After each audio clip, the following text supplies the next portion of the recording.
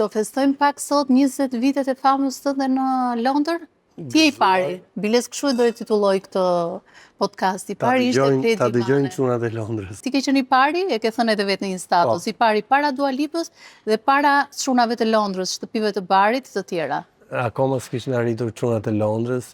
Unë bëra atë që se bën dot askush edhe sot, me iniciativë dhe me vullnet u largova nga krimi, se kur flet shqiptarët për krimin presin në një mashkull me tatuazhe, me dhelpra dhe me tigra, edhe që trash zërin.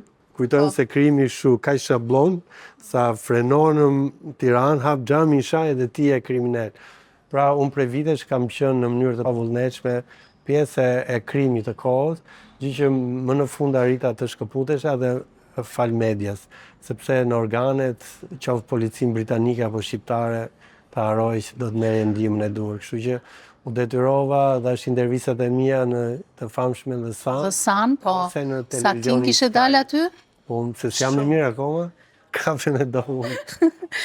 Detyrimisht isha shumë I vogël edhe isha më çliruar, sepse isha dhënë vetes detyrë që do filloja një jetë të re dhe gjithmonë gjërat e reja kanë vështirësitë e tyre. Kush ta çoi në mendje që ti të merreshe me trafikim?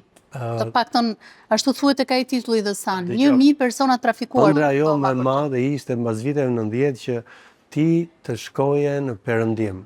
Dhe me çfarë lloj mënyre do shkoje, me çfarë lloj çmimi, kjo nuk llogaritet fare. Pra, ti nëse përdori një pasaportë falsifikuar, kjo ishte gjëja më me shkollë, më me edukat, mirë po jo çdo njeri e kishte atë fat, sepse më vjen keq ta them, por shqiptarët erën nga një regjim fukarenjsh që e tregonin edhe në paraqitje. Kështu që të përdori një pasaportë zviceriane, franceze apo italiane, të paktën do kishe ca tipare më të hajit. Shqyr zoti unë adoleshent I kisha dhe kisha më të lehtë për të hequr si një francez apo si një italian. Ishte një pasaportë e falsifikuar në mënyrën më skandaloze. Më skandaloze dhe prap t'ia dole.